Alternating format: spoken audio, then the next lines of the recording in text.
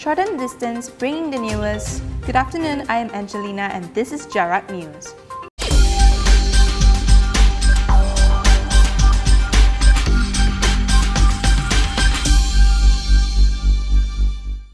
Recently, there has been an increasing amount of news about teenagers having kids or getting earlier into parenthood in their youth. Globally, 15% of young women give birth before the age of 18.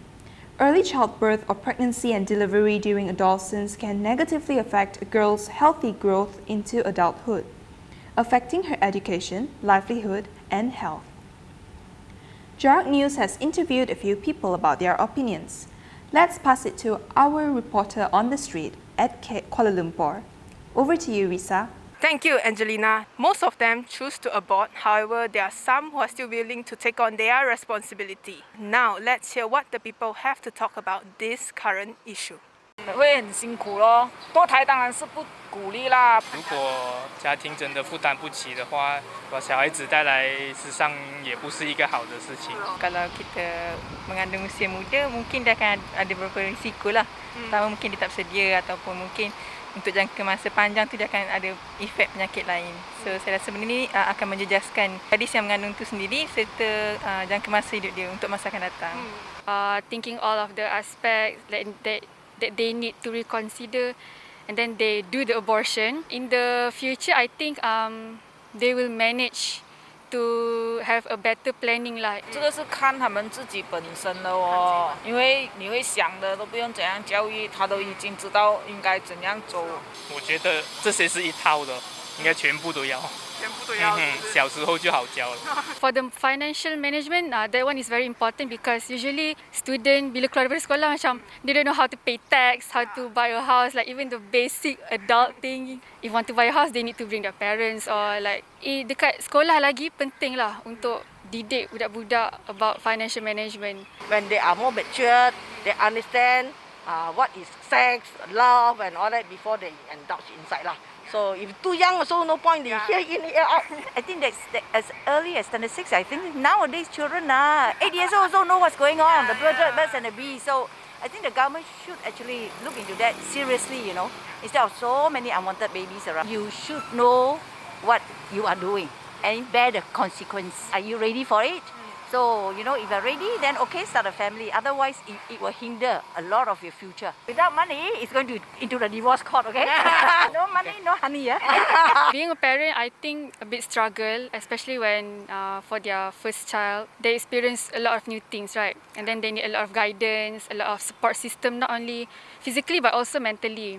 Kita pun tengah corona kan sekarang, so like macam don't lose hope because everyone is struggling. Just stay positive and if anyone needs help, just reach for someone.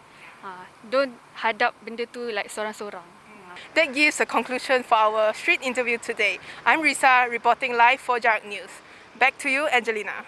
Thank you, Risa. And now let's look at today's weather with Jeremy. Thank you, Angelina. Let's start with the northern part of Malaysia and Langkawi. It'll be quite a windy day for Langkawi, with the wind pushing at 18 km per hour and a temperature of 22 to 29 degrees Celsius for the day. Heading down to the big city of Kuala Lumpur, it will be less windy, having wind blown at 7 km per hour and having a temperature of 25 to 31 degrees Celsius with some slight rain pouring in the morning. The rain cleared in noon with some cloudy weather and an expected heavy rain pouring at evening till night. Going south to Johor Bahru, the wind speed is at 9 km per hour and a temperature of 26 to 31 degrees Celsius for the day with a cloudy morning after a heavy rainfall in the wee hours. The rain then returned at noon and is expected to stop later in the evening and an expected heavy rain again in the night.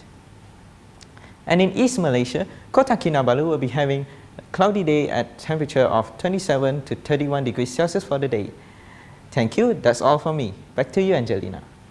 Thank you, Jeremy.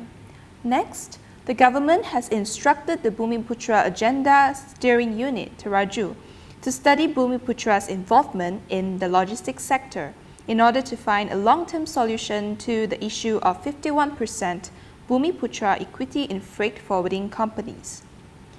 Tengku Zafrul Aziz, the finance minister, said the government will consider the views of all stakeholders before making a final decision. Adding that the issue is not new, he said the postponement of the equity requirement until December 31st next year would give Teraju time to study Bumiputra's participation in the logistics industry. He informed the Dewan Rakyat today that the study's conclusions would be presented to the cabinet to shape the direction of Bumiputra's involvement in the logistics sector and assure its continuous growth. He said this in response to a question from Lok Sifok, a Seremban MP, who questioned if the government was ready to review the policy since it was difficult to implement. And that's all for today's news. Thank you for tuning in to Jarak News, shorten the distance, bringing the newest. I am Angelina, and see you next time.